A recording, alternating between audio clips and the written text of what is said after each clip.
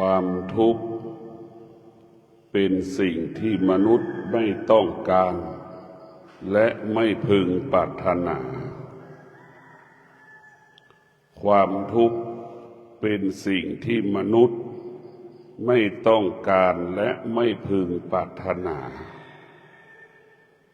เสมอเหมือนกันหมดทั้งโลกแต่มนุษย์ทั้งโลกไม่เคยคิดพิจารณาเหตุที่ให้เกิดความทุกข์มนุษย์ทั้งโลกไม่เคยพิจารณาหาเหตุหาผลที่จะมาดับทุกข์มนุษย์ทั้งโลกไม่ต้องการความทุกข์แต่ก็สร้างความทุกข์แต่ก็อยู่กับความทุกข์เพราะหัวใจมนุษย์ทั้งโลกมีอวิชชาอวิชชาก็คือความไม่รู้เมื่อเราไม่รู้เราก็จะเป็นทุกข์ดังคนจำนวนมากของโลกหรือคนจำนวนมากของโลกเกิดมาแล้วไม่รู้จักคำว่าความทุกข์ไม่มีในโลกคนทั้งโลกเกิดมาแล้วไม่ประสบกับความทุกข์ไม่มีในโลกความทุกข์มันก็เป็นปกติของมันความทุกข์มันเกิดมาพร้อมกับเราเกิดการเกิดจึงเป็นเหตุให้เกิดความทุกข์ถ้าเราไม่มาเกิดความทุกข์ก็ไม่เกิดกับเราเพราะฉะนั้นความทุกข์มันก็เป็นปกติดังเช่นไฟมันร้อนของที่มันเน่าเหม็นมันเป็นเช่นนั้นของมันไม่ใช่เพิ่งเกิดไม่ใช่เพิ่งมีมันเป็นสิ่งที่มีอยู่เป็นอยู่บนโลกใบนี้ความทุกข์เป็นสิ่งที่มีอยู่เป็นอยู่ในร่างกายมนุษย์ทุกคนความทุกข์ทั้งหลายมันเกิดจากความคิดความทุกข์ทั้งปวงเกิดจากความคิดความคิดเกิดจากตาที่สัมผัสกับรูปความคิดที่เกิดจากหูสัมผัสกับเสียงความคิดเกิดจากจมูกสัมผัสกับกลิ่นความคิดเกิดจากลิ้นที่สัมผัสรสชาติอาหารต่างๆความคิดเกิดจากกายที่สัมผัสถูกต้องความคิดเกิดจากจิตที่ไปปรุงแต่งความคิดทั้งหลายจึงเป็นเหตุให้เกิดความทุกข์ทั้งสิ้นเช่นตาเห็นรูปเช่นเราเห็นคนที่เป็นผมยาวคนเดินคนยืนแต่เราดูข้างหลังเขาเห็นว่าเป็นคนผมยาวและเราก็คิดเองว่ามันเป็นผู้หญิงหรือมันเป็นกระเทยอย่างเงี้ยเราคิดเองเมื่อเราคิดอย่างนี้เราก็ไปปรุงแต่งความคิดเราไปยึดติดในความคิดคนที่เป็นผมยาวมันไม่จำเป็นต้องเป็นผู้หญิงคนที่ผมยาวไม่จำเป็นต้องเป็นกระเทยคนที่ผมยาวไม่จำเป็นต้องเป็นผู้ชายเดี๋ยวนี้มันเหมือนกันหมดทั้งหญิงทั้งชายเพราะฉะนั้นพวกเราทั้งหลายเมื่อเราคิดเราก็เกิดความทุกข์ดังเราเห็นคน3 คนยืนแล้วเราก็ดูข้างหลังเขาว่าเป็นคนผมยาวเราก็เข้าใจว่าเป็นผู้หญิงอย่างนี้หรือเราเข้าใจว่าเป็นกระเทยแบบนี้นี่แหละจึงทำให้เราเกิดความทุกข์ทั้งสิ้น ชีวิตที่มันผิดพลาดก็เพราะความคิดความคิดจึงขยายผลเป็นความทุกข์ความทุกข์ขยายผลเป็นความเศร้าโศกเสียใจพิไรลำพันธ์ความทุกข์ทั้งหลายจึงทำให้จิตใจเราอ่อนแอสะเทือนหวั่นไหวเหมือนดั่งหนูติดกาวทุกข์ทรมานลำบากแบบนั้นท่านทั้งหลายเราต้องออกจากทุกข์ให้ได้หรือเราเข้าใจความทุกข์ให้ได้สติเท่านั้นจะหยุดความคิดสติหยุดความคิดก็หยุดความทุกข์เมื่อมันไม่คิดมันก็ไม่มีความทุกข์ความคิดคือการสร้างภาระให้กับตนเองความคิดก็คือตัวปัญหาที่เพิ่มให้กับตนเอง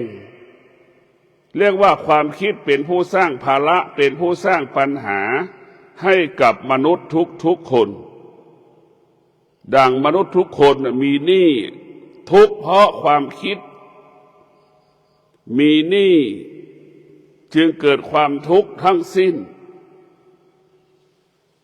เพราะฉะนั้นพวกเราทั้งหลายเราต้องมีสติที่จะดับความทุกข์เราจะต้องอาศัยสติไปหยุดความคิดเราต้องพึ่งพาสติไประงับความคิดเมื่อเราทำลายความคิดความทุกข์ก็ไม่เกิด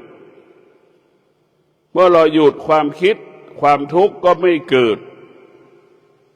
ความคิดเปรียบเสมือนเชื้อโรค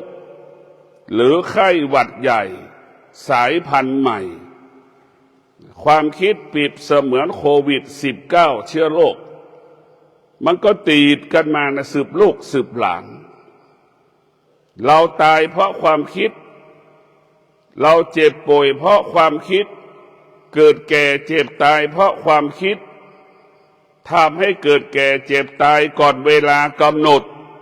ก็เพราะความคิดคือความโลภความคิดก็คือความโลภความคิดก็คือกิเลสตัณหาราคะเพราะความคิดก็คือสิ่งที่เราไม่รู้มันเป็นอวิชชาทั้งสิ้นเมื่อเรามีความคิดเนี่ยมันเป็นความจริงแค่ขนาดหนึ่งเวลาหนึ่งมันไม่ได้เป็นความคิดที่เป็นอมตะอย่างที่เราเข้าใจเพราะฉะนั้นพวกเราทั้งหลายสติเท่านั้นจะหยุดความคิดสติเท่านั้นที่จะชนะความคิดสติเท่านั้นที่จะชนะความทุกข์สติเท่านั้นที่จะดับความทุกข์สติเท่านั้นที่เราจะละความทุกข์ได้ทุกวันนี้เราเข้าไปยึดติดการยึดติดจึงเป็นเหตุให้เกิดความทุกข์ทั้งสิ้นการยึดติดเป็นเหตุให้เกิดความทุกข์เช่นตาไปเห็นรูปเราเข้าไปยึดติดในรูปก็เป็นทุกข์หูได้สัมผัสกับเสียงหรือเสียงกระทบกับหูก็เป็นเหตุให้เกิดความทุกข์ทั้งสิ้นเรียกว่าอายตนะเป็นเหตุให้เกิดความทุกข์อายตนะเป็นช่องทางที่ให้เกิดความทุกข์ความทุกข์ทั้งหลายมันก็เกิดจากอายตนะทั้งสิ้นมันก็มีแค่6 ช่องน่ะตาหูจมูกลิ้นกายใจมันเป็นช่องทางให้เราเกิดความทุกข์ทั้งสิ้นมันเป็นหนทางที่เราจะทำให้เราเกิดความทุกข์ก็คือตาหูจมูกลิ้นกายใจถ้าเรามีสตินั้นก็เปรียบเสมือนยามเฝ้าบริษัทตาหูจมูกลิ้นกายใจก็เปรียบเสมือนประตูบริษัทต่างๆมันจะมียามเฝ้า ใครจะเข้าประตูเราจะต้องมีสติจะต้องสอบต้องผ่านยามเฝ้าบริษัทฉันใดเมื่อเรามีสติสิ่งที่จะผ่านทางตาเรามีสติเราจะต้องรู้ว่าตาเห็นรูปเราก็มีสติเราจะไม่ยึดติดในรูปเรามีสติรู้เสียงที่มันกระทบกับหูเราก็มีสติรู้เราจะไม่ยึดติดในเสียงความทุกข์มันจะไม่เกิดเรามีสติรู้จมูกมันสัมผัสกับกลิ่นเราก็ไม่ยึดติดในกลิ่นที่จมูกมันสัมผัสความทุกข์มันก็ไม่เกิดเรามีสติลิ้นมันสัมผัสกับรสชาติอาหารต่างๆผลไม้ต่างๆเราก็มีสติรู้เราจะไม่สำแดงอาการใดๆเราจะไม่ออกอาการโต้ตอบสนองให้มันรู้เพราะสตินี่แหละมันเปรียบเสมือนยามเฝ้าประตูบริษัทต่างๆเหมือนยามเฝ้าประตูบริษัทหมู่บ้านเราจะต้องรู้ว่าใครเข้าใครออกเวลามีปัญหาต่างๆเราก็รู้ว่าใครเข้าใครออกให้เรารู้เช่นเดียวแล้วเมื่อเรามีสติก็คือเครื่องป้องกันความคิดสติเท่านั้นที่จะหยุดความคิดสติเท่านั้นที่จะชนะความคิดสติเท่านั้นเป็นเครื่องดับทุกข์เมื่อเรามีสติเราจะไม่ทุกข์สติมันประกอบไปด้วยสมาธิสติสมาธิจะทำให้เราเห็นสิ่งที่เราเห็นนั้นละเอียดความดีความจริงที่เรารู้มันก็จะละเอียดสมาธิกับความคิดมันก็ย่อมแตกต่างกันสมาธินั้นมันต้องผ่านสมาธิมันต้องผ่านตาเปรียบเสมือนเครื่องกรองน้ำดื่มหูของเราก็เปรียบเสมือนเครื่องกรองน้ำดื่มจมูกของเราก็เปรียบเสมือนเครื่องกรองน้ำดื่มลิ้นของเราก็เปรียบเสมือนเครื่องกรองน้ำดื่มกายของเราก็เปรียบเสมือนเครื่องกรองน้ำดื่มจิตของเราก็เปรียบเสมือนเครื่องกรองน้ำดื่มซึ่งมันประกอบไปด้วยหลายๆส่วนมันจะเกิดคำว่าสมาธิก็คือได้น้ำที่ใสๆแล้วเราเอามาดื่มได้เชื้อโรคก็ไม่มีกลิ่นก็ไม่มีได้น้ำที่สะอาดสมาธิก็เป็นเช่นนั้นมันถูกกันกรองจากตาหูจมูกลิ้นกายใจพวกนี้เป็นเครื่องกันกรองความคิดความคิดจึงไม่เกิดความคิดก็เปรียบเสมือนน้ำที่มันขุ่นๆความคิดก็เปรียบเสมือนน้ำที่ไม่สะอาดสกปรกแล้วเอามาผ่านเครื่องกรองน้ำสามารถทำให้น้ำนั้นทำให้เราดื่มได้สมาธิก็เป็นเช่นนั้นสมาธิจะทำให้เรารู้ความจริงรู้ความจริงเห็นความจริงชัดเจนความดีก็ดีความชั่วก็ดีเราจะเห็นสองสิ่งนี้เป็นความจริงเห็นเหตุแห่งการดับทุกข์แล้วก็เห็นวิธีการดับทุกข์ทุกข์มันเกิดขึ้นที่ไหนเราก็ดับที่นั่นความทุกข์มันเกิดขึ้นที่ตาเราก็ดับทุกข์ที่ตาไอ้ดับทุกข์ก็คือสติเป็นผู้รู้สติมันก็บอกว่าอดทนนะอดทนนะอดทนก็คือเปรียบเสมือนไฟที่มันไหม้สติมันก็จะบอกให้คนนั้นไปเอาน้ำมาดับไฟนั่นแหละเมื่อเรามีความอดทนแล้วเราก็จะดับความทุกข์ได้เมื่อเรามีความอดทนแล้วความทุกข์ก็จะไม่เกิดถึงแม้มันเกิดมันจะทุเลาเบาบางพวกเราต้องพิจารณาความทุกข์เกิดขึ้นที่ไหนเราก็ดับที่นั่นความทุกข์99%มันก็เกิดที่ตาหูจมูกลิ้นกายใจของเราเราจะดับทุกข์เราก็ดับที่ตาหูจมูกลิ้นกายใจ มันตรงนี้แหละสุขมันก็อยู่ตรงที่ตาหูจมูกลิ้นกายใจสุขเกิดขึ้นที่ไหนทุกข์ก็เกิดขึ้นที่นั่นทุกข์เกิดขึ้นณที่ใดความสุขก็เกิดขึ้นณที่นั่นความสุขความทุกข์มันก็เปรียบเสมือนพ่อแม่ลูกนะถ้าแม่ไม่เกิดลูกลูกก็ไม่ทุกข์แม่ก็ไม่ต้องรับความทุกข์แม่จะดับทุกข์แม่ก็ไม่ต้องแต่งงานทุกข์ก็ไม่เกิดขึ้นกับแม่เราดับทุกข์ได้เพราะเรามีสตินี่เป็นเครื่องดับทุกข์สติมันจะบอกให้เราใช้สมาธิสติมันจะบอกให้เราใช้ความอดทนสติมันจะบอกให้เราใช้วิริยะภาคเพียรเมื่อเรามีสติวิริยะภาคเพียรเกิดความอดทนเกิดความทุกข์ทั้งหลายทั้งปวงก็ไม่เกิดขึ้นถึงแม้จะเกิดทุเลาเบาบางเหมือนเหือที่มันติดเนื้อร่างกายเราเหือใครทั้งหลายเราอาบน้ำมาชำระร่างกายมันก็ออกเช่นเดียวกันนั่นแหละความทุกข์เบาบางเหมือนคราบเหือที่ติดเนื้อตัวที่เราไปทำงานแต่ละวันเราก็สามารถชำระมันได้ความทุกข์ที่มันเกิดขึ้นแล้วก็สามารถแก้มันได้เพราะฉะนั้นพวกเราทั้งหลาย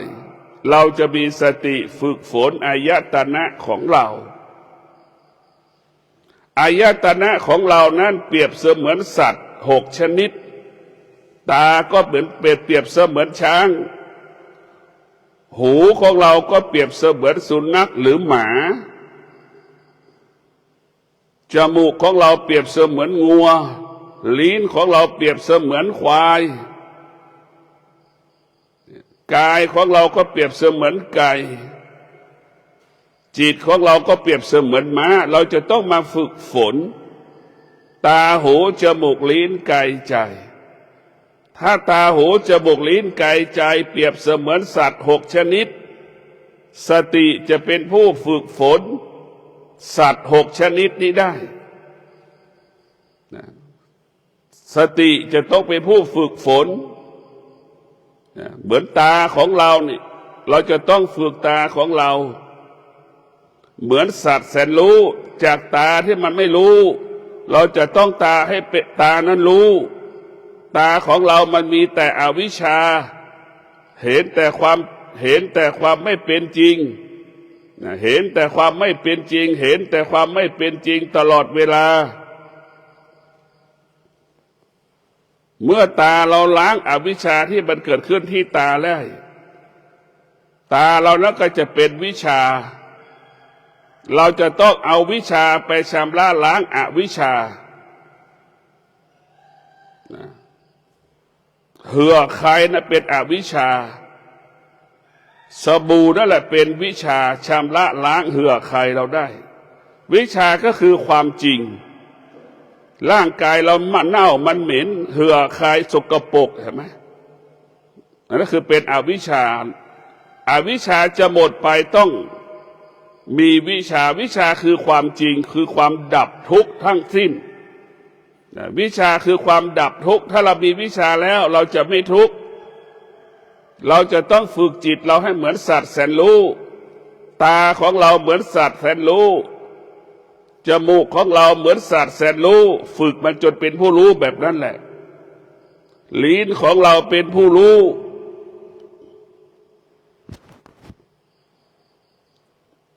กายของเราก็เป็นผู้รู้จิตของเราก็เป็นผู้รู้ดังจ็อกกี้ครึ่งหลังม้ามันก็รู้มีความพร้อมที่จะทำงานมีความพร้อมที่จะเดินทางนั่นแหละจิตเราเปรียบเสมือนม้ามันฝึกให้มันเป็นผู้รู้หรือจิตของเราเป็นผู้รู้หรือกายของเรานี่เปรียบเสมือนม้าจิตของเราเปรียบเสมือนจ็อกกี้ขี่หลังม้ากายกับจิตมันไม่ได้รับการฝึกฝนแต่มันจะรู้กันมันเข้าใจกันดังจ็อกกี้ครึ่งหลังม้ามันก็รู้มีความพร้อมม้ามีความพร้อมที่จะ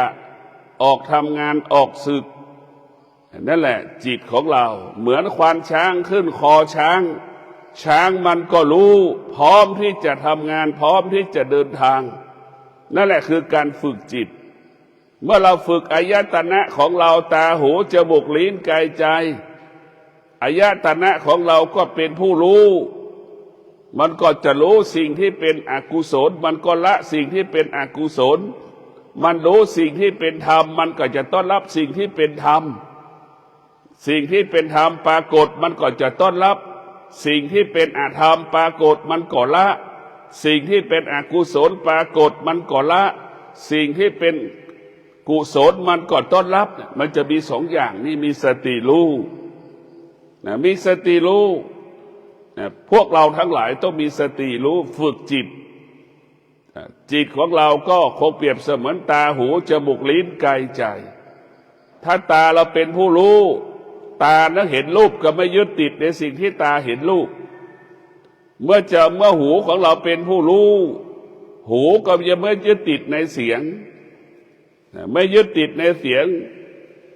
จมูกเราเป็นผู้รู้เมื่อจมูกมันสัมผัสกับกลิ่นจมูกเราก็ละสิ่งที่จมูกมาสัมผัสกับกลิ่นมันจิตเป็นผู้รู้มันก็ละมันจะไม่ยึดติดมันรู้ว่าความทุกข์คือไฟมันจะไม่จับว่าไฟมันร้อนเรารู้ว่าไก่มันเน่าหมามันตายมีกลิ่นเหม็นมันก็ไม่อยู่ใกล้นี่แหละเราฝึกจิตให้จิตเป็นผู้รู้มันจะรู้สิ่งใดที่เป็นอกุศลสิ่งใดที่เป็นอธรรมจิตนั้นจะไม่อยู่ใกล้จิตจะไม่เข้าใกล้จิตจะอยู่ห่างๆสิ่งที่เป็นอธรรมสิ่งที่เป็นอกุศลจิตนั้นจะมีสติรู้ตลอดเวลารู้สิ่งที่เป็นธรรมเท่านั้นน้อมนำเอาธรรมทั้งนั้นมาไว้ที่จิตจิตเราต้องประกอบไปด้วยธรรมธรรมก็คือสติปัญญาเมื่อเรามีสติปัญญาแล้วธรรมนั้นก็เกิดขึ้นในจิตของเราสติปัญญาจึงทำให้เรารู้สิ่งที่เรารู้อย่างละเอียดเหมือนเครื่องเอ็กซเรย์นั่นแหละมาให้เรารู้หมดว่าปอดเรามีจุดกี่จุดตับเรามีจุดกี่จุดมันยังจะเห็นจุดหมดเลย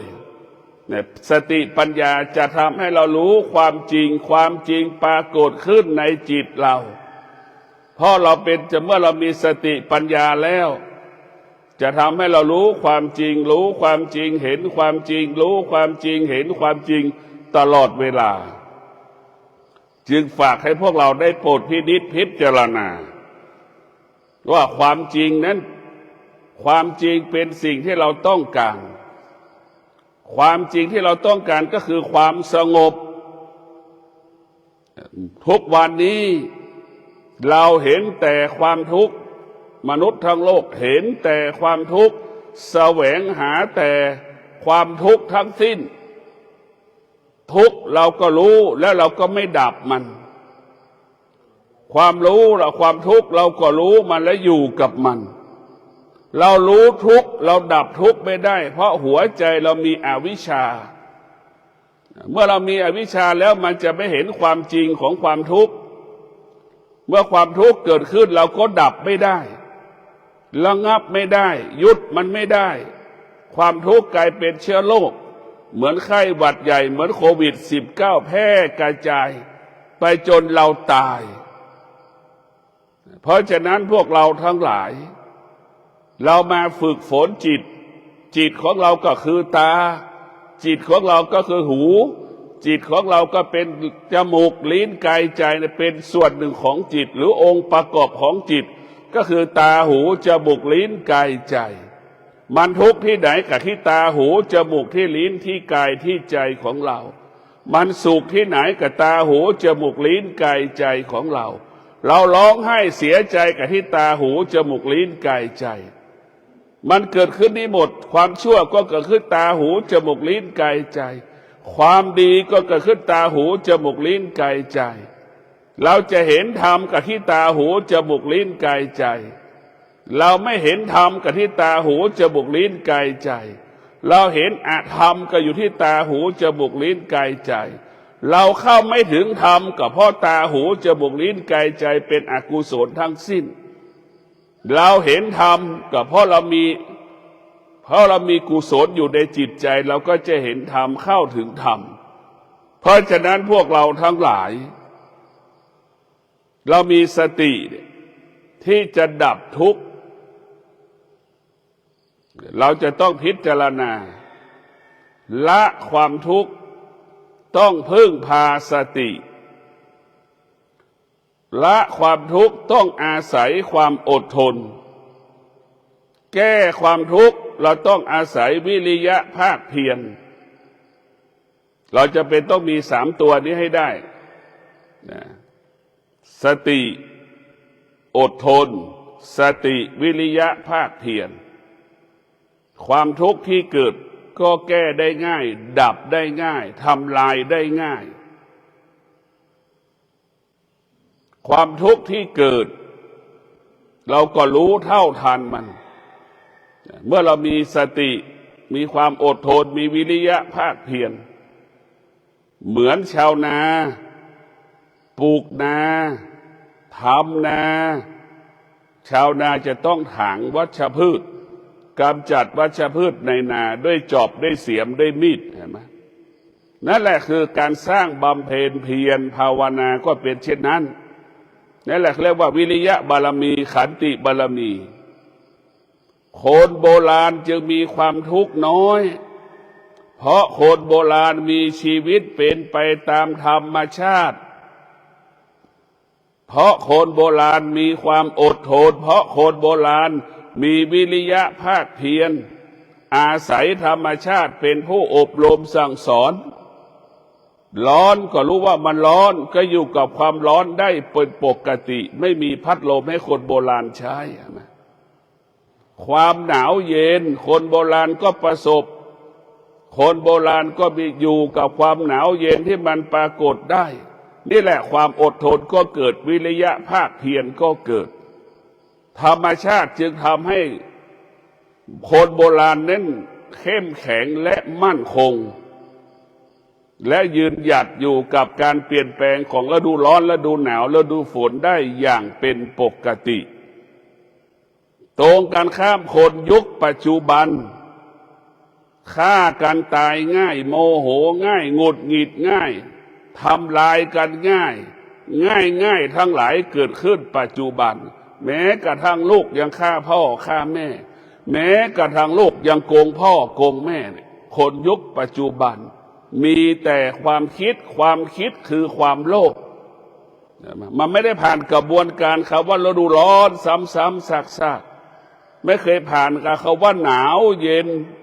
ไม่เคยผ่านซ้ำๆซากๆไม่เคยอยู่กลางฝนฤดูฝนที่มันตกซ้ำๆซากๆคนยุคปัจจุบันหนีธรรมชาติหนีแต่กายมันหนีได้แต่จิตมันไม่ได้ฝึกทั้งกายทั้งจิตมันหนีธรรมชาติมันจึงรู้แค่ว่าความทุกข์แต่มันรู้ความทุกข์แต่มันไม่เห็นความทุกข์ท้ายสุดมันก็แก้ความทุกข์ไม่ได้มันจะกินยาตายฆ่าตัวตายง่ายๆอย่างปัจจุบันนี่แหละ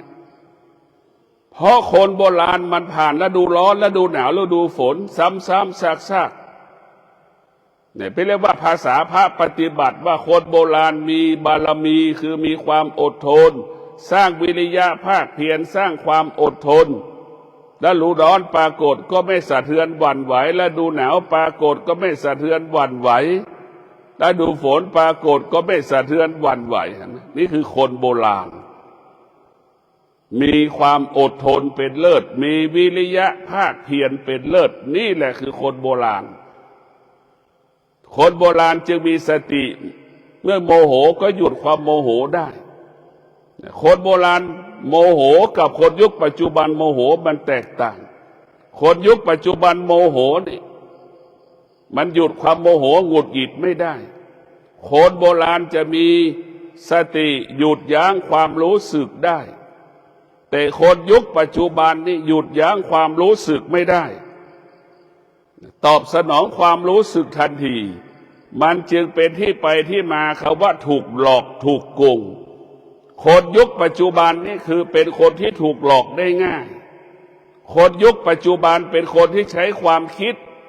คนยุคปัจจุบันเป็นคนที่มีความรู้สึกความคิดความรู้สึกมันประกอบไปด้วยความโลภเนี่ยความคิดประกอบไปด้วยความโลภเมื่อเรามีความโลภเราจึงถูกหลอกได้ง่ายดังดีไอคอนเราถูกหลอกถูกโกงเนี่ยเหมือนดีไอคอนได้ยินทุกวันว่าเขาหลอกทางแอปทางโทรศัพท์เราก็ถูกให้มันหลอกมีความทุกข์ความคิดทั้งหลายเนี่ยมันจึงทำให้คนยุคปัจจุบันได้มีความรู้สึกเกินความจำเป็นมีเหตุผลเกินความจำเป็นมีความคิดเกินความจำเป็นมันจึงเป็นเหตุให้คนอื่นหลอกได้ง่ายคนยุคปัจจุบันเชื่อบุคคลอื่นๆมากกว่าเชื่อพ่อแม่ตนเองนี่คือคนยุคปัจจุบันตรงกันข้ามคนโบราณจะเชื่อพ่อเชื่อแม่เคารพพ่อเคารพแม่ว่าพ่อแม่เท่านั้นเป็นผู้ที่ปรารถนาดีต่อลูกนี่แหละคือคนโบราณจะมีสติรู้อยู่กับความเป็นจริงคนยุคปัจจุบันนี้ไม่เคารพพ่อแม่ถึงแม้เคารพก็น้อยมากเพราะฉะนั้นคนยุคปัจจุบันจึงมีความรู้สึกจึงมีความคิดมีเหตุผลเกินความจำเป็นจึงเป็นเหตุให้เกิดคำว่าถูกหลอกถูกโกงประสบปัญหาอาชีพธุรกิจต่างๆเพราะฉะนั้นพวกเราทั้งหลายถ้าเรามีสติเราจะไม่ถูกหลอกถ้าเรามีสติเราจะไม่ตกอยู่ใต้อำนาจความโลภความโกรธความหลงถ้าเรามีสติเราจะอยู่เหนือความโลภความโกรธความหลงสิ่งต่างๆที่มันกระทบสัมผัสทางตาหูจมูกลิ้นกายใจสิ่งเหล่านี้ไม่สามารถทำให้อายตนะของเราตาหูจมูกลิ้นกายใจเราสะเทือนหวั่นไหวได้เพราะฉะนั้นคนโบราณเป็นคนที่มีสติมีความมั่นคงต่อสภาพเหตุการณ์ต่างๆปัญหาต่างๆที่มันเกิดเพราะฉะนั้นพวกเราทั้งหลาย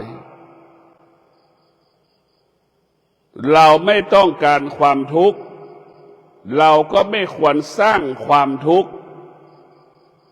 เราไม่ต้องการความทุกข์เราก็หาวิธีดับทุกข์แต่ทุกวันนี้ทุกข์เกิดขึ้นเราก็ไม่เคยคิดว่ามันเกิดมาจากไหนเราก็ไม่เคยคิดเราไม่พึงปรารถนาความทุกข์เราก็ไม่เคยหาวิธีการดับทุกข์ไม่ให้มันเกิดขึ้นกับชีวิตของเรานี่แหละหัวใจที่มีอวิชชาความทุกข์จึงเกิดขึ้นตั้งแต่เกิดจนตายความทุกข์จึงกำหนดชีวิตเราทุกลมหายใจไม่มีวันไหนที่เราไม่ทุกข์มันไม่มี365วันตั้งแต่เราเกิดจนเราตายเราอยู่ใต้อำนาจของความทุกข์สำหรับผู้ที่ไม่ได้ฝึกฝนจิตผู้ที่ฝึกฝนจิตอบรมจิตความทุกข์ไม่สามารถทำให้ดวงจิตผู้ที่ฝึกฝนจิตสะเทือนและหวั่นไหวได้ผู้ที่ฝึกจิตจะอยู่เหนือความคิดผู้ที่ฝึกจิตจะมีสติหยุดความคิดเพราะฉะนั้นความคิดความทุกข์ทั้งปวงจะเกิดขึ้นกับบุคคลที่ฝึกฝนจิตน้อยถึงแม้เกิดจะไม่ตอบสนองความคิดเกิดจากตาหูจมูกลิ้นกายใจมันจะมีสติรู้ไม่ตอบสนองสิ่งที่ตาหูจมูกลิ้นกายใจรู้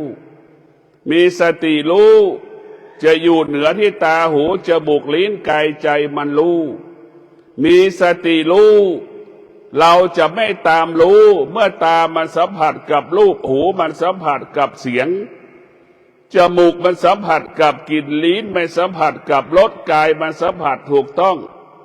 จิตรู้เราจิตจะไม่ตามรู้จิตรู้จิตจะไม่ตามรู้เมื่อจิตไม่ตามรู้ความทุกข์ไม่มีความสุขไม่เกิด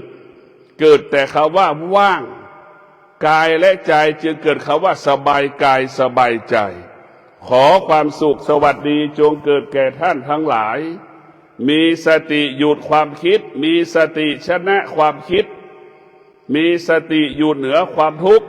มีสติไม่ยึดติดในความทุกข์จิตเราก็ว่างจิตเราก็สบายกายสบายใจขอเจริญพร